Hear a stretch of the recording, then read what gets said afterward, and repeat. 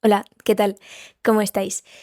Yo estoy aquí de vuelta con un vídeo sobre Guerra y Paz de Lev Tolstoy. Para aquellos que no hayáis visto la primera parte de esta serie de vídeos, es un vídeo que podéis ver sin miedo a que os haga spoilers, porque es un vídeo que trata de mostrar un poco cuál es el viaje emocional y de reflexiones del lector que se enfrenta a esta obra. Por lo tanto, no cuento detalles específicos, sino que me centro más en pues esas sensaciones que provoca un libro, ¿no? Y para que veáis un poco, aquellos que no hayáis leído Guerra y Paz, lo que ofrece emocionalmente e intelectualmente Guerra y Paz, pero sin contaros qué es lo que pasa, y aquellos que ya lo habréis leído, pues recordaros un poco esas sensaciones y ver si coincidimos en ellas. Bueno, yo os tengo que decir que me queda muy poquito para acabar ya esta primera parte, bueno, este primer volumen. Voy por la página 790 ahora mismo, o sea, me queda literalmente esto, o sea, 50 paginitas. Y bueno, qué deciros, la obsesión ya no tiene vuelta atrás. Hace poco tuve una pesadilla en la que me estaba muriendo y mi primer pensamiento fue, antes que pensar cualquier cosa, que no iba a poderme terminar de leer Guerra y Paz. O sea, este es el nivel de psicosis en el que estoy metida con esto. No puedo dejar de leerlo, me encanta, es que tengo un millón de cosas que contar. Quería haber hecho algún vídeo un poco antes, pero estaba tan enfrascada en la lectura que no encontraba el momento para comentarlo, ¿no? Así que bueno, vengo aquí con un vídeo un poquito largo, esta primera parte del vídeo, en la que os voy a contar un montón de reflexiones diferentes. Para empezar, he leído ya la batalla de Austerlitz, que es quizás la batalla que más ganas tenía de leer de por lo menos este primer volumen de Guerra y Paz, porque sabía que era una batalla muy importante y que es una de las batallas más impolutas estratégicamente que hizo Napoleón en todas estas guerras napoleónicas. Y me causaba muchísima curiosidad cómo iba a plasmar esto Tolstoy, pero la verdad es que yo no tenía mucha idea, por no decir nada de idea, aparte de que era una batalla muy famosa sobre esta batalla.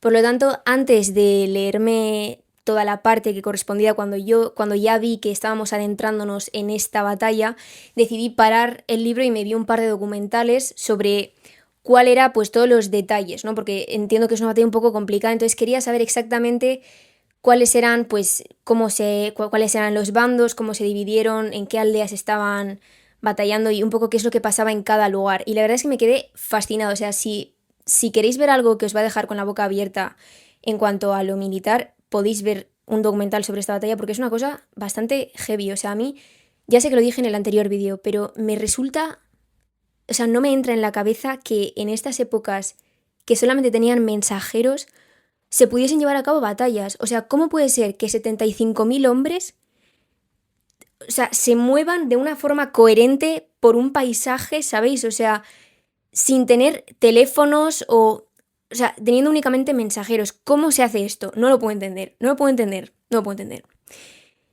Entonces, bueno, me vi primero este documental porque yo esperaba que en la historia Tolstoy se adentrase bastante en esta batalla. Lo que pasó es que cuando me vi el documental, luego me puse a leerlo y me di cuenta de que en realidad Tolstoy no cuenta toda esta batalla. Claro, tiene mucho sentido en realidad y me alegro de que sea así porque nosotros en la novela le seguimos a ciertos personajes. Entonces, aparte de algunas pinceladas más generales que da el narrador, lo cierto es que se siguen a algunos personajes y lo mismo en la guerra, ¿no? Entonces, no estamos viendo la guerra en una especie de vista de pájaro, sino desde los ojos de ciertos soldados, ciertos personajes. Y me parece que eso es muy acertado porque en la guerra los soldados únicamente ven lo que ellos tienen alrededor. O sea, ellos no son el historiador posterior, ¿no? Entonces creo que está muy bien plasmado así, pero me alegro de haber visto esta especie de vista de pájaro a través del documental para entender cuál era un poco pues el big picture de toda esta batalla.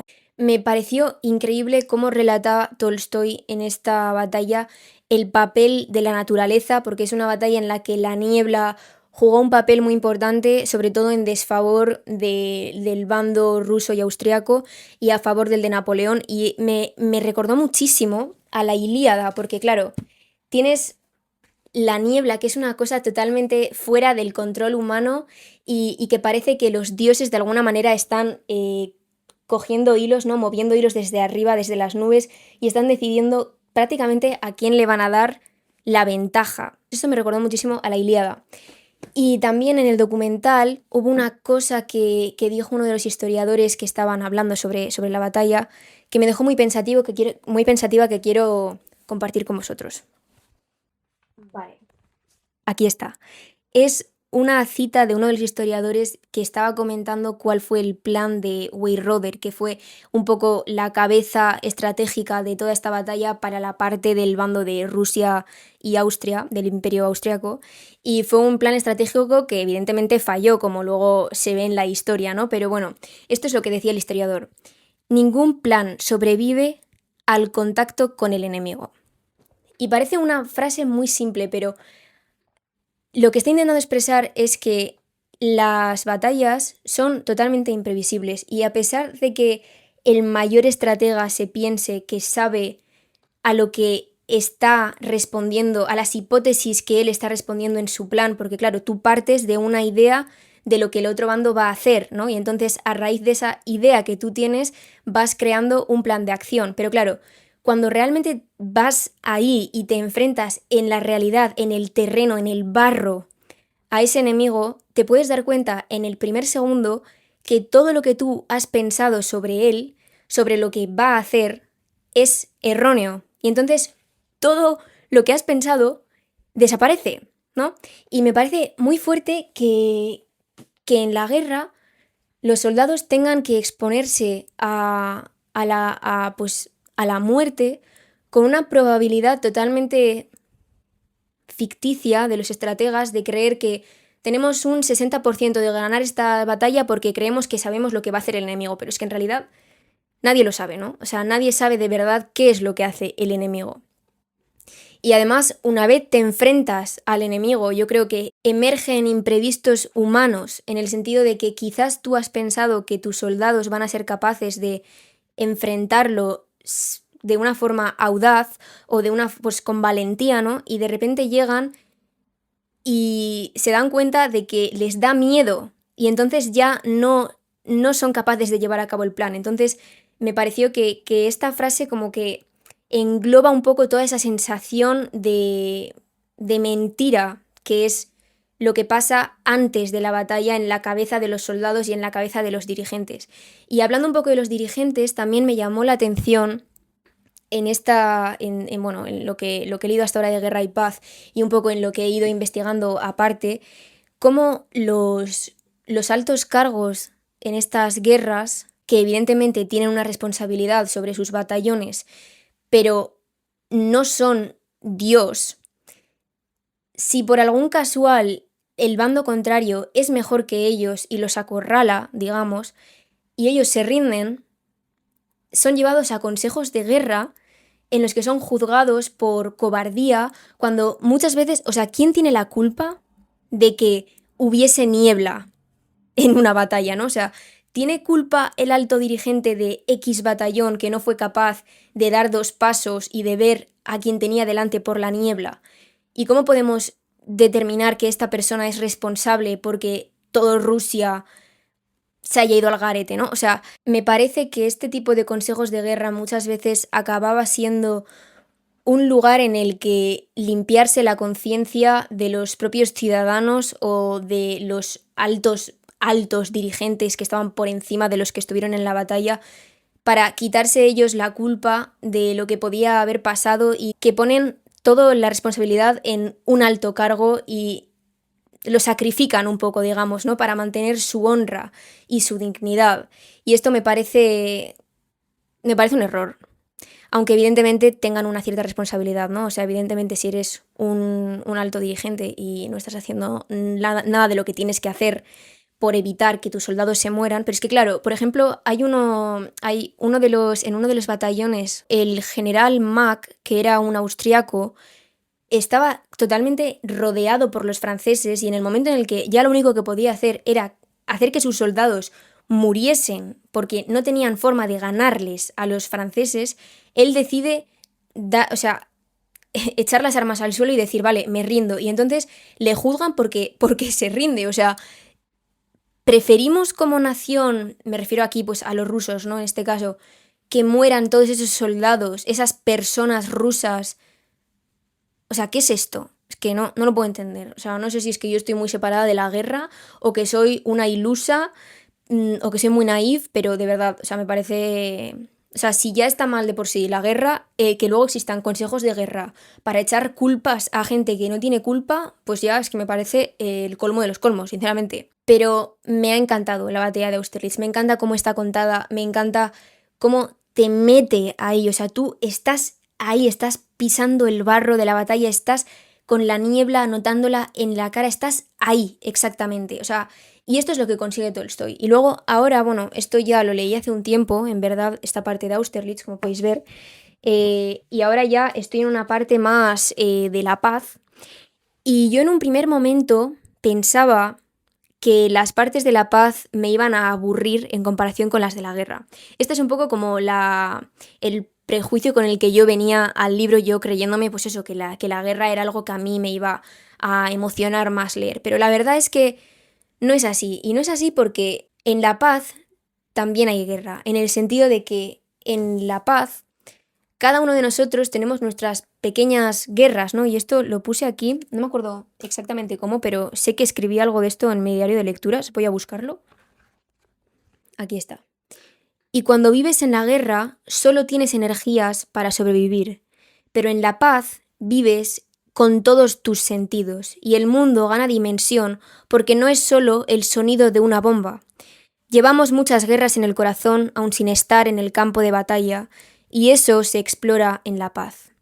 Evidentemente, la energía que tienen estas partes, el ambiente de estas partes de paz es totalmente diferente a las de la guerra, pero sí que los viajes personales de los personajes también son profundos, no dejan de ser profundos por no estar en una situación tan peliaguda como la muerte, de hecho, o sea, como la guerra. De hecho, hay personajes incluso que prefieren huir de esta vida de la paz a la guerra, porque, o sea, así como hay gente que prefiere la paz, evidentemente, a la guerra, hay gente que no soporta los tumultos de la vida cotidiana, como el amor y derrochar dinero, y, ¿sabéis? Y entonces prefieren irse a un lugar que las cosas sean mucho más sencillas, como un ejército.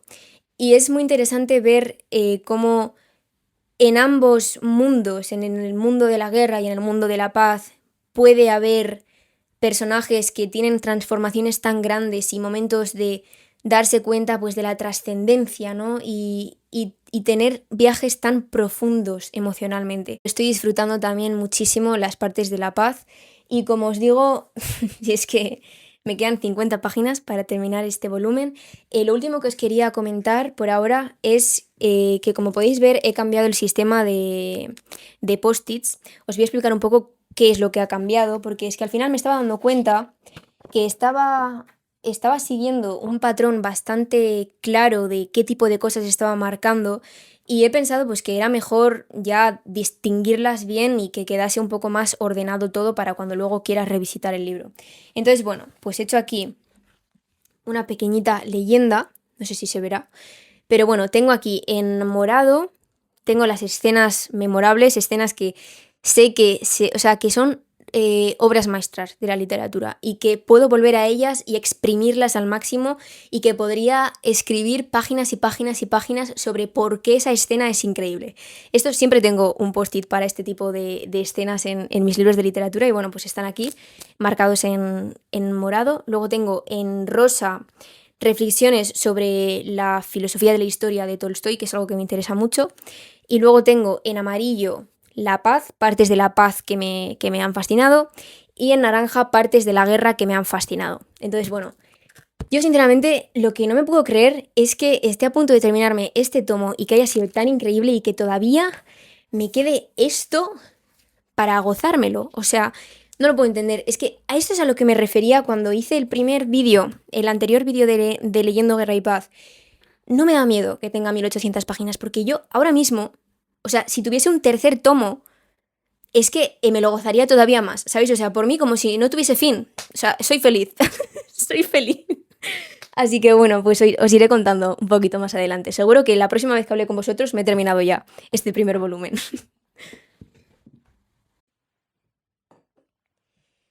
Bueno, efectivamente he terminado ya el primer volumen de Guerra y Paz, estoy por el segundo, ahora mismo voy por la página 1010, he llegado a esta página hace como un par de horitas y sinceramente no puedo entender cómo Tolstoy es capaz de escribir una historia tan larga sin que se repita. O sea, cada capítulo tiene formas diferentes, ángulos distintos desde donde ver las relaciones entre las personas, la guerra, la paz, o sea, no se repiten reflexiones cuando vas leyéndolo. Sí que hay un constante hincapié que hace en su forma de entender la historia, en esa filosofía de la historia de Tolstoy, pero siempre viene acompañado de algún evento, algún suceso histórico nuevo que te hace reafirmarte en lo que te está contando. Entonces, siento que es un libro lleno de vida, ya no solamente en el sentido de que los personajes están llenos de vida y que te cuenta vidas y vidas, ¿no? Porque hay muchísima gente en este libro, sino que además está lleno de vida en el sentido de la escritura, de que tiene una pulsión por contar cosas nuevas todo el rato, que es imposible aburrirse. He estado pensando mucho sobre el tema del amor en Tolstoy en general, también pues comparándolo un poco con Ana Karenina, esta obra en la que se nos contraponen diferentes parejas con lo que es el amor bueno y el amor malo, ¿no? Si es que eso existe realmente. Y he estado pensando un poco sobre las parejas que aparecen aquí en Guerra y Paz y cómo en general yo creo que en las obras de Tolstoy existe un pesimismo hacia el amor, o es algo por lo menos que no sé si vosotros lo sentís así, pero yo cuando leo el amor en Tolstoy veo siempre, no es que yo no crea que en el amor hay roces o que pueden haber luces y sombras, ¿no? Pero me parece que nunca ha escrito una relación, por lo menos en lo que yo he leído, que tampoco es tanto, pero una relación plenamente sana, plenamente bonita y pura, ¿no? Y yo sí creo que estas relaciones de amor existen. Entonces, me ha llevado un poco a pensar el hecho de que quizás él escribe los amores de esta forma por su propia experiencia, ¿no? Y esto lo pensé a raíz de encontrar una recomendación por parte de Luna Miguel, no sé si sabéis, es la autora de este librito que ha sacado ahora que se llama Incensurable, que tengo unas ganas de leerlo que me muero. Y bueno, es la autora de Leer Mata y muchas otras obras, El funeral de Lolita y así. Y yo estoy en su Patreon, es el único Patreon en el que estoy porque es que de verdad, o sea, es que me encanta Luna Miguel y sabe tanto, es tan erudita que me encanta ver las recomendaciones que tiene y los talleres que propone, es fascinante, en serio. Y en uno de los posts que subió a Patreon, justo estaba hablando sobre, bueno, estaba haciendo un módulo sobre el tema de los diarios y hablaba sobre los diarios de la mujer de Tolstoy. Y empecé a leerlos un poco, me parecieron increíbles, de hecho, es que me los he comprado porque, o sea, ha sido una cosa, o sea, necesito leer esto, ¿sabéis? Y a raíz de leer un poco este post de Luna Miguel y de empezar a leer este diario, entendí un poco por qué Tolstoy es tan pesimista con el amor. Yo creo que Tolstoy es pesimista en la forma de describir el amor, que va más allá de un mero realismo, yo creo, porque tú puedes ser realista y escribir el amor con luces y sombras, pero yo siento que hay un pozo de desesperanza en el amor en Tolstoy. No sé, igual esto luego va cambiando, ¿sabéis? Pero creo que se debe esta sensación que a mí me da a su relación con su mujer, porque Sofía y Lev Tolstoy tenían muchos problemas. Solamente es que os puedo empezar a leer. Mira, os lo voy a empezar a leer. A ver, para que veáis un poco. O sea, porque claro, yo leí esta primera página del diario de su mujer y entendí cosas.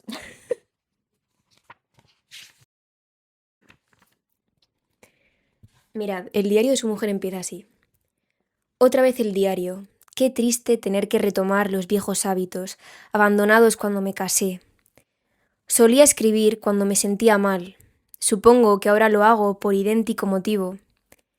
Durante estas 2 semanas con él, con mi marido, he tenido la sensación de que nuestras relaciones eran directas, yo al menos estaba contenta, Él era mi diario, yo no tenía nada que ocultarle. Pero desde ayer, desde que me dijo que no confiaba en mi amor, he empezado a sentirme muy mal. Aunque yo ya sé por qué no confía en él. Me parece que no voy a ser capaz de contar, de escribir lo que pienso. Desde siempre, desde hacía mucho tiempo, había soñado con que el hombre al que amara sería una persona íntegra, nueva, pura. Mira, luego, por ejemplo, por aquí dice: le divierte hacerme sufrir, ver cómo lloro, porque no confía en mí.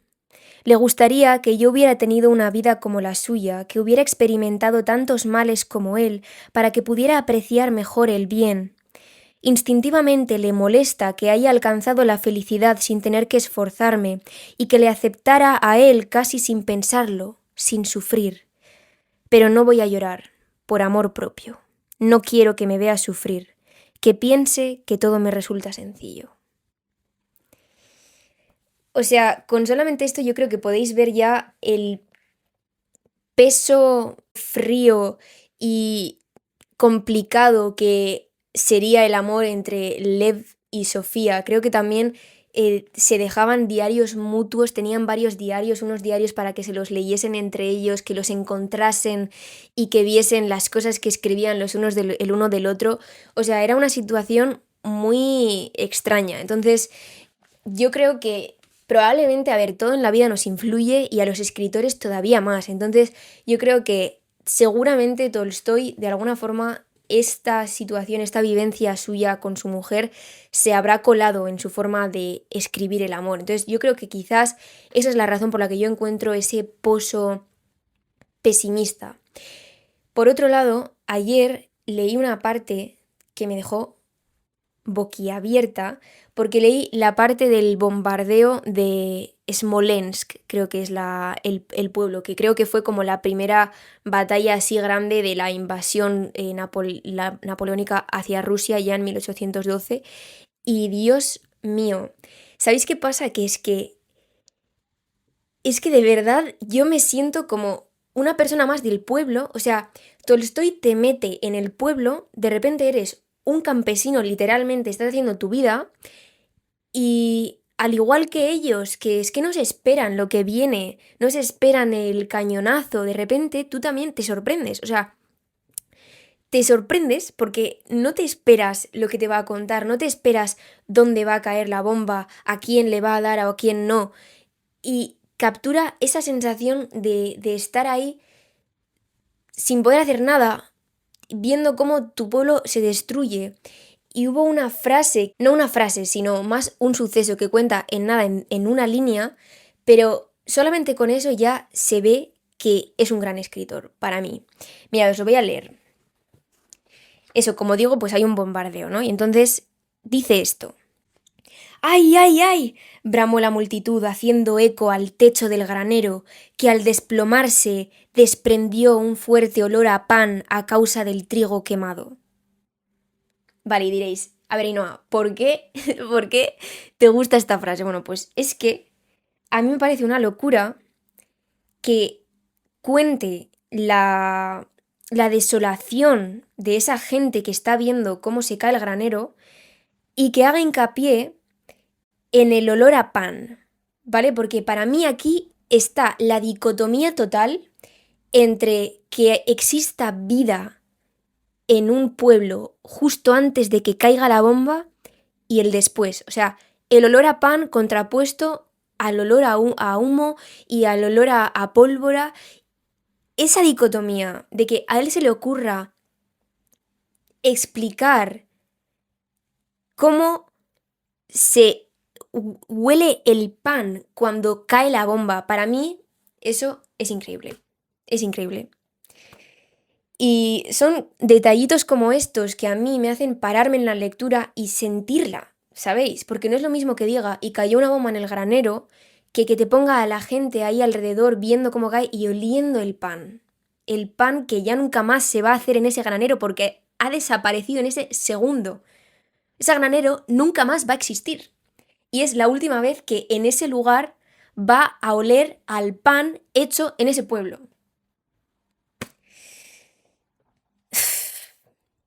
Y ya finalmente quería comentaros que en este volumen estoy notando mucho más cómo ya está realmente contando cómo ve él la historia y, como os he dicho antes, lo entrelaza con diferentes sucesos, entonces cobra vida su teoría, o sea, no está simplemente teorizando. Hay gente que yo creo que he escuchado que no les gusta las partes en las que Tolstoy se mete en la historia y como que sale así en plan, me vais a escuchar a mí, no a la historia, y cuenta sus ideas sobre la historia. Me encanta que experimente con la novela así, o sea, nunca he leído algo así.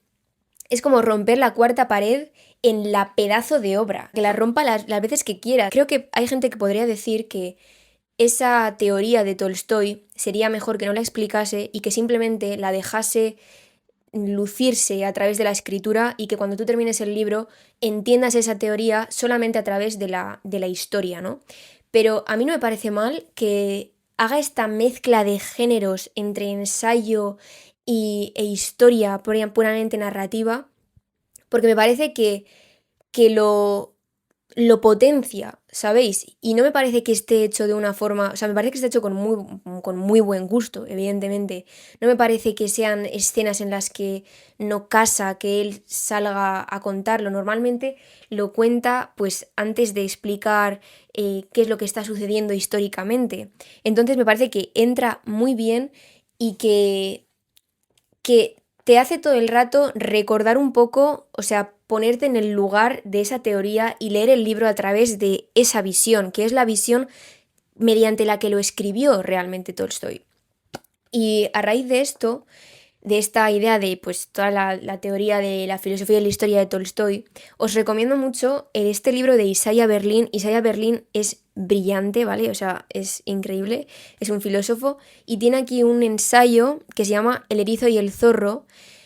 Y aquí yo este libro me lo leí hace unos meses, antes de haberme leído Guerra y Paz, o sea, por eso también ya he entrado un poco a Guerra y Paz con esta mentalidad de querer saber más de cómo piensa Tolstoy la historia, porque aquí habla Berlín sobre esta idea de quién escribe la historia a través de Tolstoy y lo pinta como una persona que hay muchos escritores, sobre todo también, lo que le criticaron por creerse un filósofo en su propia historia, en su Guerra y Paz, pero aquí Isaiah Berlin sale en defensa de Tolstoy y explica la profundidad de esa visión suya de la historia y como os he dicho en algún otro vídeo, pues aquí habla de la idea del cálculo infinitesimal, que es algo que se ve constantemente en Guerra y Paz, que es la idea de que en contraposición a